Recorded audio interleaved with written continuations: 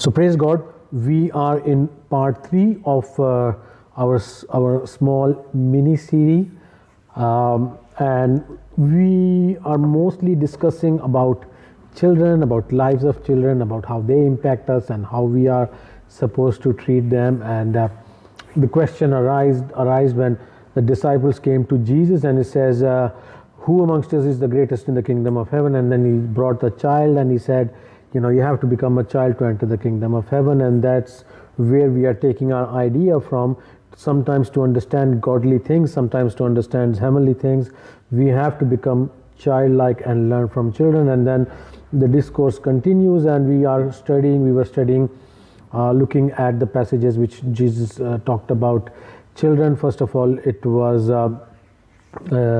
about the children, how we have to become like children. And then the second passage was about how the children face offenses, and we studied a little bit about that and what we are to do and how we are to bring up children. And now we are continuing the narration in Matthew chapter 18, in our third part, Matthew chapter 18. And in this part, Jesus continues with a parable. And I'm not going to discuss everything in detail about this parable. This is a very famous and a very well-known parable, the parable of the lost sheep. So in the parable of the lost sheep, we have seen it in different contexts. Today we are going to see it from the context of children. So in this context, we see from verse 10 onwards, we will read from 10 to 14. Jesus says, "Take heed that you do not despise one of these little ones." So we saw last time that when Jesus was talking about the sin, he said that woe to the person who makes one of these little children to sin. And we were thinking of harsh stuff when Jesus talked about that. Maybe it's not taking care of children, maybe it's beating them up, maybe it's not being there for the family, maybe it's other things. But Jesus hinted that the sins against the little children are of very subtle nature. They are of a nature where you are offending the children, and we were discussing about how children are offended. And now we are continuing. Jesus is saying, take heed that you do not despise one of these little ones. Now if you look up the definition of despise, we will see that it's not something which is quite harsh. It means detest or to loathe or to Jesus is talking about things in which you are making the children, or you're not that loving towards them, or you are busy in your own world and do not have the time to take care of the children. In that sense also, you're despising one of these little ones. And he continues to say, "For I say to you that in heaven their angels always see the face of my Father who is in heaven." So one interesting concept and point is that when a child is born, it doesn't say an angel, it says angels. Their angels. Whose angels? Children's angels. So it's talking about multiple angels. So God assigns angels for children to take care of them. Why? Because the life of children is so very precious to God. We saw last time when it says that whoever causes one of these little ones who believes in me to sin, it would be better for him if a milestone were hung around his neck and he was drowned in the depth of the sea. Jesus is using very harsh words. He is very hurtful, very painful. He is very sensitive towards children. If adults do not take care of the children very well, he's very sensitive towards that. And now he's saying that for additional protection, they are assigned angels in heaven. And what are the angels doing? They are, so it doesn't give explicit details here, but it says that they always see the face of my Father who is in heaven. So they're always pleading with the Father for the child to intervene. And that's what we believe as well. Although Jacob went through a lot of pain and a lot of suffering, God did intervene. And we were thinking, we were hoping, and we were saying that God, he will be healed soon, and he will, all this pain and misery will be taken away. And God did take away his pain and misery in a way. And the doctor said that this could be, a minimum 1 year. He would live for or for 2 years. And although we feel very hurt and very, in great pain because he left us so early, 9 months, but God relieved him of his pain, So we have to find some sort of comfort in that, although it's hard to find comfort in that, but we have to find comfort in the knowledge that at least he is no longer in pain. Now, so God takes the flight of children very seriously, and it's very important to God, so that the children are brought up in a meaningful way. Verse 11 says, "For the Son of Man," I'm reading from Matthew chapter 18. Matthew chapter 18. This is where we were doing all our 3 parts. From verse 11 it says, "For the Son of Man has come to save that which was lost." So now we read this verse. If we read this verse, we see it from a different context. But in this context, Son of Man, Jesus, has come to save that which was lost. So my question is, who is Jesus talking about over here? Who is lost here? Everyone from us. Okay, yes, but that's more general. But more specifically? Apart from God. Mm-hmm. Who is Jesus mostly talking about here in this verse when he says, "For the Son of Man has come to save that which was lost"? Yeah, Israel. No. Yes. So it's good. No. So Jesus is more specifically, although generally yes, he's talking about everyone, but more specifically he's talking about children. Now, in verse 14, it will become evident to us why that is the case. And if we see, because you see the verse before that, it is talking about whom? The children. If we go verse before that and the verse before that and the verse before that, from the beginning Jesus is talking about, from verse 1 towards verse 10, Jesus is talking about children. So when he says, "For the Son of Man has come to save that which was lost," it is now, if we will take it in the right context, it is referring to children, and it will continue to refer with the children. And if we will look at it from this perspective, from this angle, from this point, then we are going to see the parable of the lost sheep from slightly different perspective. Now let's read the parable. It says, "What do you think if a man has 100 sheep and one of them goes astray? Does he not leave the 99 and go to the mountains to seek the one which is straying?" So by the way, Jesus is saying, so is this not true that if the shepherd has 100 sheep, he is going to go after the one? Is this true or false? It's not true these days, right? Business people are very business oriented. They are going to say, "Why I'm going to take such a big risk for that one?" But a true shepherd that loves, because it's not about the money part for the shepherd, it's about the real shepherd loves the sheep and would not will go to find the sheep because of the love of the sheep, because he's so worried for the sheep.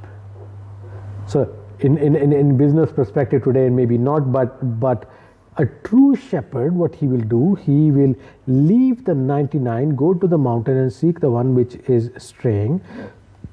And if he should find it, assuredly I say to you, he rejoices more over the sheep than over the 99 that did not go astray.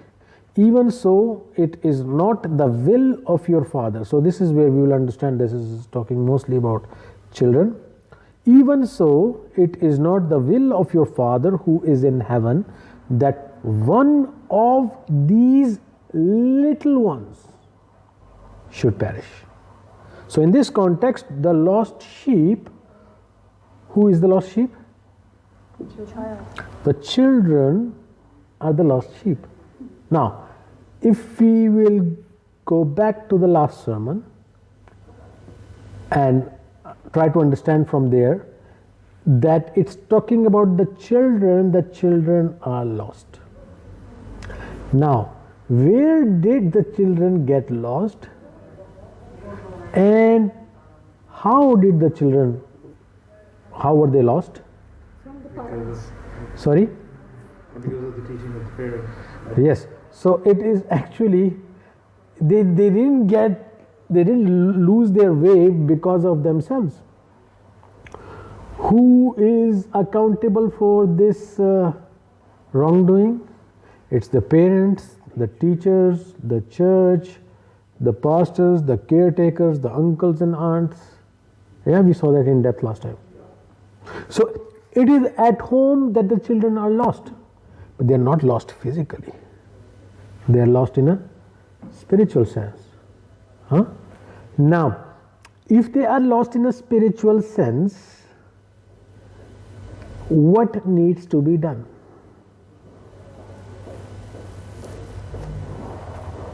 Someone has to run behind them and get them. So somebody has to put in the effort. Somebody has to go after the children. Now it's going to be very hard. Why is that? Because the children are where? They are lost. They are at home. They are at home. They are at the parents' home. How can you go to the parents and say, hey, your children are lost? Let me help you find them. This is going to be a hard case. So we find the solution in the verse. It says that what do you think if a man has 100 sheep and one of them goes astray, does he not leave the 99 and go to the mountains? Now we have the solution here in the mountains. What is the mountain? The first sermon was almost 50% of it about the mountain. And if we will understand the mountain from the last chapter that we studied in Matthew chapter 17, we are going to understand how to go after the children. So in the context will be found in Matthew chapter 17. It says, so Jesus was with the disciples, 3 of them, Peter, James and John, in the mountain where he was transfigured. Where were the rest? The 9 were on the bottom. And what happened? A man came with his son. He was sick and they were not able to cast out the demon from him. Now, did they have the power? Yes, we saw that in Matthew chapter 10, that Jesus says, I give you power to cast out demons, to heal sickness, to raise the dead, so go and do this. Yet they were not able to. And then Jesus was, let me put it in nice words, a little bit angry with them. He says, how long shall I be with you? Right? So he told the child, come here, and healed. And then the disciples were a little bit perplexed, because the problem is that disciples don't know. What do the disciples not know? Why they were not able to heal this boy? They don't know this.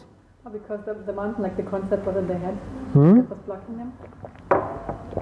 So the problem was that it was their own thinking. Because they were all the time thinking of the 3 disciples that are with Jesus. And why did they get a chance to go to the mountains, whereas they themselves did not get a chance to go to the mountain? Right? So all the time they are thinking of that. And because if you're thinking of that, if you're constantly comparing yourself to other people, why life is so hard, why life is so unfair, why they get this, and why don't I get this, all that kind of thing, and it always happens to us. If we are constantly in this kind of thinking, we are not able to experience and to use the spiritual greatness and power that God has gifted us with, to be able to bless others and to heal others and to lead others and to guide others and to teach others. Because we will be blinded by our own ego. And our own thinking, and our own self-comparison will limit us. So Jesus said, because of your unbelief, for assuredly I say to you, if you have faith as a mustard seed, you will say to this mountain. Now, he didn't say particularly all the mountains, to this mountain.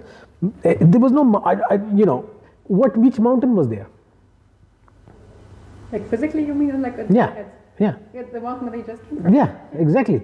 And that is the mountain that they were thinking about all the time. That's why they were so preoccupied with that, they were not able to heal the boy. So Jesus says, moreover, move from here to there, and it will move, and nothing will be impossible for you. However, this kind does not go out except by prayer and fasting.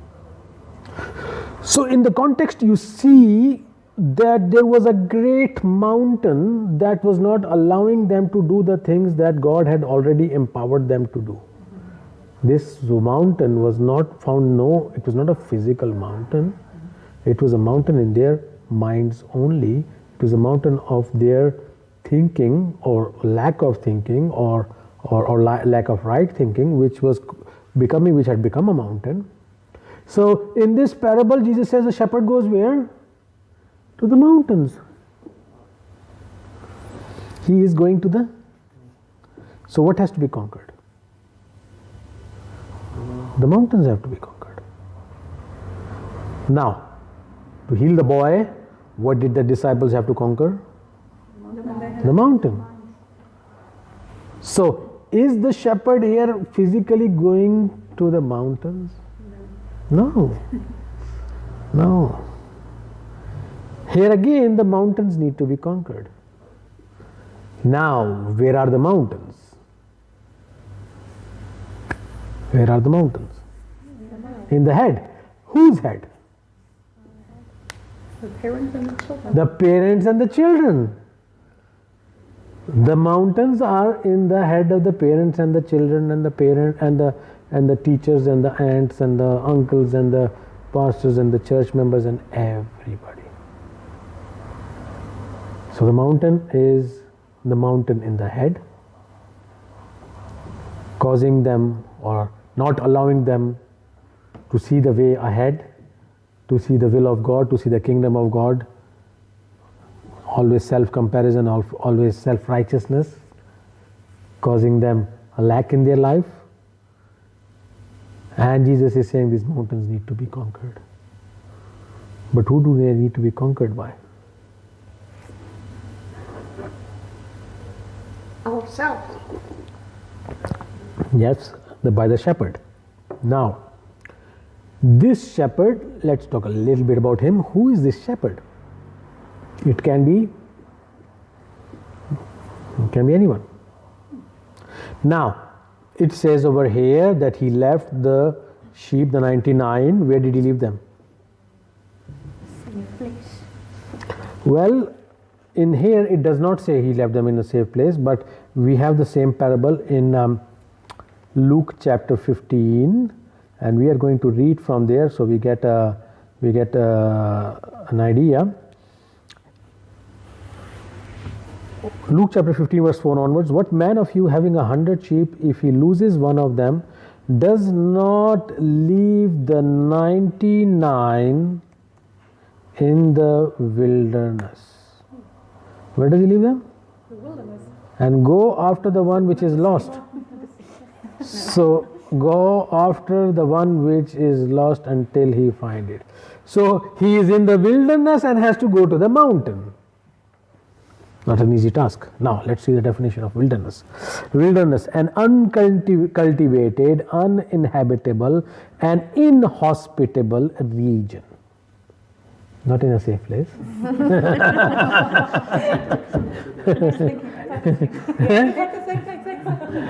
Okay. Yes. So actually, the sheep are in a very good place. No. No. Which means that the shepherd, does he have some task with the 99? Yeah. Yes. He has a lot of work to do with the 99. What sort of work does he have to do with them? I mean, they are in an uncultivated, uninhabitable, unhospitable place. So there could be danger. He needs to find pasture for them. He needs to find water for them. And he needs to take them to protection by the nightfall.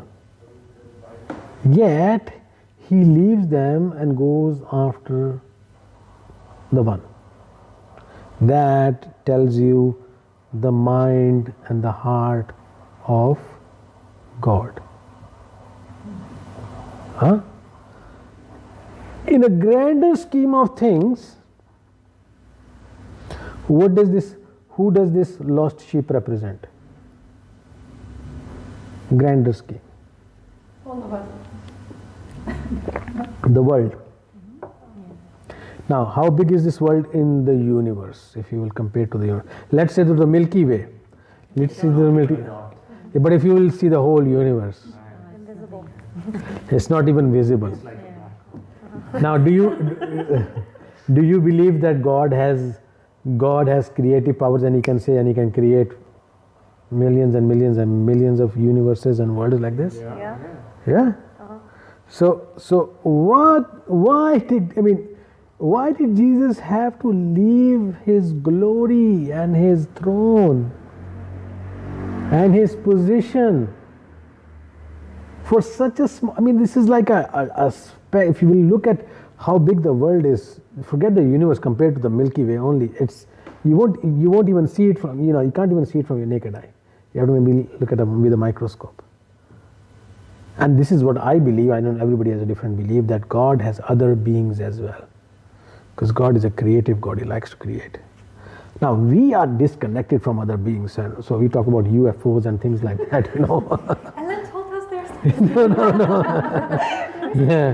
Yeah. But this is what I believe, that he has other beings. And it's easy for God to create other beings. Yet, so in the grand scheme of things, he left the 99. He had things to do with the 99. He could have survived with the 99. He'd be very happy with the 99. And he came after humanity. That is the one lost sheep.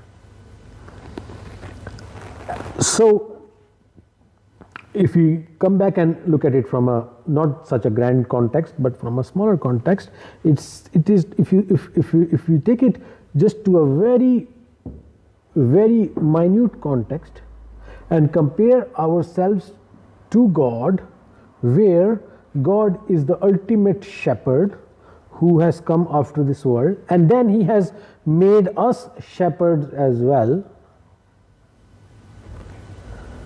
who are supposed to do what?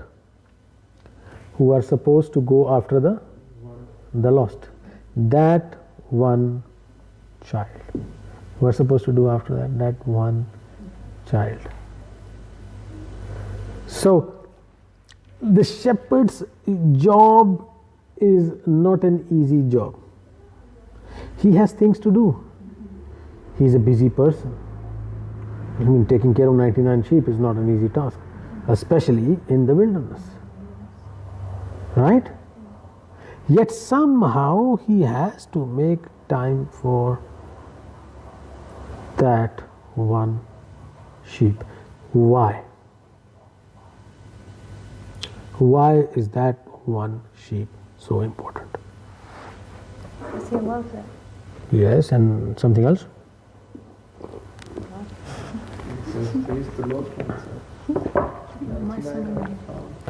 Yes, okay. So, if we will read the parable in Luke, it says, And when he comes home, verse 5. So, and when he has found it, he lays it on the shoulder, rejoicing, not spanks it, okay, lays it on the shoulder. This is what we do when we say somebody made a mistake. You're gonna, when we want to correct someone, we give them a nice spanking. But he says he put them on the shoulders, rejoicing, not angry. Hey, why did you go astray? Because why? Because the shepherd knows the sheep went astray not because of its own fault in this context. When we are talking about the children, in the context of the children, it was the offenses against the children that made them go astray. And he goes there with love. He goes there with love. And he takes the sheep, loves the sheep, puts it on his shoulder. And he is so happy that he has found his beloved lost sheep. And what does he do? It says, and when he comes home, he calls together his friends and neighbors, saying to them, rejoice for me, for I have found my sheep which was... He's going to have a feast.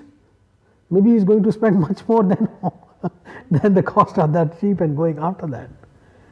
But he's not looking at that. Something is vitally much more important to him, the shepherd. And the verse continues, says, I say to you that likewise there will be more joy in heaven over one sinner who repents than over the 99 just persons who need no repentance. So you see, that one person, that one soul, that one child is so precious that there is what in heaven? There is great feasting and rejoicing and happiness and joy. So I'm talking to God, and I'm reading the Bible, I'm praying, I'm meditating, and I'm listening to God's voice, and I'm trying to understand, what God is trying to tell me, what God is trying to say. So I ask God, why? I mean, it's a little bit strange for us that why we had to go through what we had to go through with Jacob. Why to see his suffering for 9 months? And to be honest, I don't know the answer, and I don't think I will know the answer. Right? But through this parable, God gave me a partial answer, maybe just a fraction. So I asked God, why did we have to go through this? It would have been better not to have the child, right? So for him to, because he's not there with us anymore, right? So why to have him in the first place? But there is a vital big difference. And the difference is that now, after Jacob, we, no matter what, we are parents now. We are parents now. And the joy of being a parent is so much more than going through that pain, that we say always that it was an honor to know Jacob, just to know him for a little while. It was a pleasure. And although he is not with us today, it's very sad and it's very, very sorrowful. But it was a blessing to know him, and he was a blessing to us. So no matter what, we are parents. And no matter what, I'm a father. So God just taught me what is the heart of a father, like the Father in heaven. And he also told me Ellen, you are a father. Romaila is a mother. And no matter what, you will always remain a father. But the sad part is that you are a childless father. You are childless parents. And then you know what Jesus said? He said, you also know something? There is another sad part to this story as well. And what that part is, that there are parentless children as well. There are children that have been offended. There are children that have been despised. There are children that are lost. There are children that are not on the right path. There are children that innocently, not knowing, are going towards the wrong direction. And the worth of each child, this is what God is saying, the worth of each child is so much, so much. And if we were not parents, we would most probably never be able to see that lack in the child's life. We would never ever have the heart to be able to touch the lives of other children. So, I don't know how, I don't know when, I don't know where, I don't know how it's going to be. But we have to prepare our hearts. We have to prepare ourselves spiritually. We have to prepare ourselves mentally. Because God says there will be a time that maybe we need to take care of a child like that. A child who has been despised, a child who has been offended, a child who has lost way. And the problem is that we are so busy in our life. We are in our wilderness. We have to take care of the 99 sheep. And for some people, the goal of their life would be maybe successful for them would be to become rich. Success would be for them maybe to become successful in business, maybe to lose weight, maybe to finish a degree, maybe to have a family, maybe so many different goals. But this verse says, even so, it is not the will of your Father who is in heaven that one of these little ones should perish. And I don't know, maybe so, that God, the task that God has given me is maybe just to find that one soul that is lost, that can find the way back home. And that would be such a great success for me, to find the lost and help them find their way in life. And in helping others and in finding the way for the others, we too who are lost. And why are we lost? We are lost in the loss of Jacob. We might find some solace. We might find some comfort when we will be able to leave our 99, go after that one, and go all the way, climb the mountains, and help the little children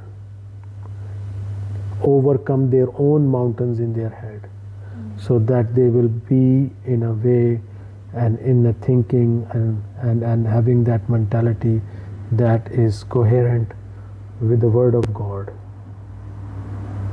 God will say to us, well done, my little children, you have done well. Because one of these little children, they were getting lost, and you found them, you helped them. They are children who are fatherless, who are motherless, who are helpless, who need mentoring, who need guiding, who need helping.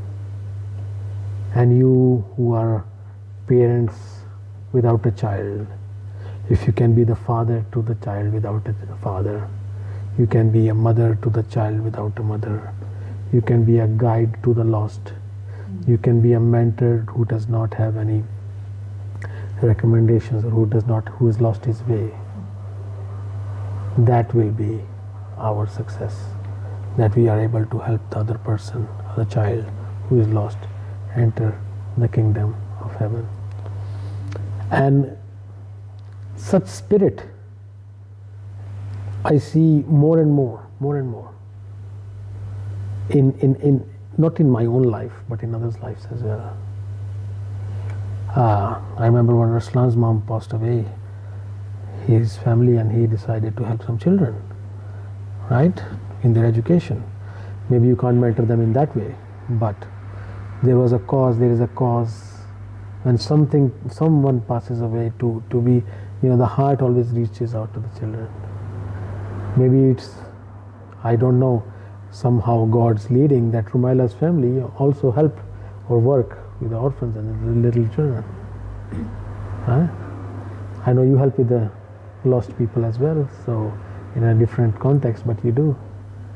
And then same with you, and same with all of you, and you work with the children. So I'm glad that I'm around people who have that heart for the children, So maybe the sermon is not for others but for myself, to be prepared for that day when we need to do something for the children, that we will be ready for that day. We will not say, I'm busy with my 99.